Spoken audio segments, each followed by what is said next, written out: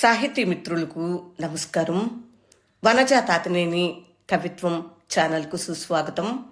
విభిన్న కథల కవిత్వాల సమాహారం వనజ తాతినేని.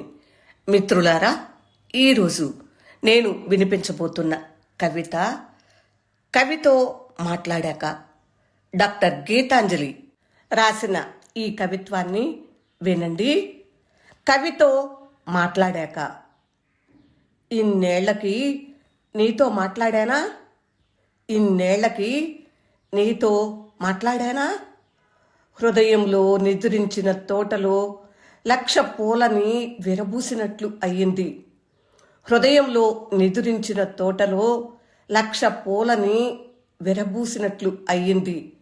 నీ గొంతు ఇన్నేళ్లకి విన్నానా? దేహంలోంచి ఎడారి కాస్త ఎగిరిపోయింది. నీ గొంతు ఇన్నేళ్లకి విన్నానా? దేహంలోంచి ఎడారి కాస్త ఎగిరిపోయింది. కన్నుల్లో సముద్రం నిండిపోయింది. ఎప్పుడో విన్న నీ మాటలు మళ్ళీ విన్నానా?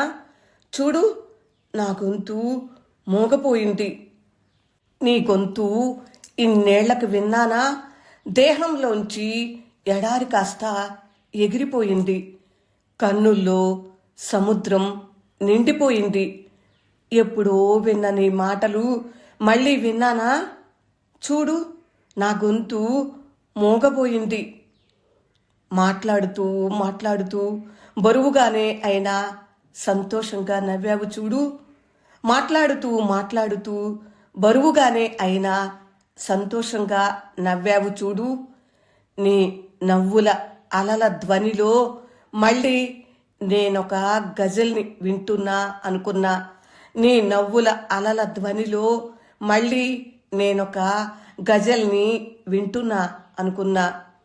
నీ గొంతులో ఏదో తడబాటో ఏమో, ఎవరో బలహీనంగా గుమ్మం తడుతున్నట్టే అనిపించింది. నీ గొంతులో ఏదో తడబాటో ఏమో, ఎవరో బలహీనంగా గుమ్మం తడుతున్నట్లే అనిపించింది. నీతో మాట్లాడుతుంటే నీ రూపం నా ముందు నిలిచింది.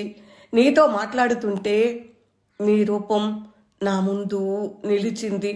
గతంలో నీ కళ్ళలో నేను చూసిన అరుణ తారల మెరుపు కాస్త ఏమరపాటులో ఉన్న నా కనురెప్పల మీద సీతాకోక చిలుకల్లా వాలినట్లై మెలకువ వచ్చేసింది.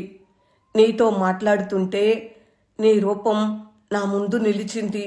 గతంలో నీ కళ్ళలో నేను చూసిన అరుణ తారల మెరుపు కాస్త ఏమరపాటులో ఉన్న నా కనురెప్పల మీద సీతాకోక చిలుకల్లా వాలినట్లై మెలకువ వచ్చేసింది. నిద్రపోకుండా ఉండటానికి నీతో అప్పుడప్పుడైనా మాట్లాడుతూ ఉండాలి దోస్త్. నిద్రపోకుండా ఉండటానికి నీతో అప్పుడప్పుడైనా మాట్లాడుతూ ఉండాలి దోస్త్. వివి కోసం గీతాంజలి ఈ కవిత్వం రాశారు. కవితో మాట్లాడాక.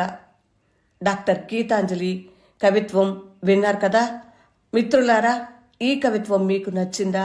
నచ్చితే లైక్ చేయండి, షేర్ చేయండి. పూర్తిగా విన్నందుకు హృదయపూర్వక ధన్యవాదములు. నమస్తే.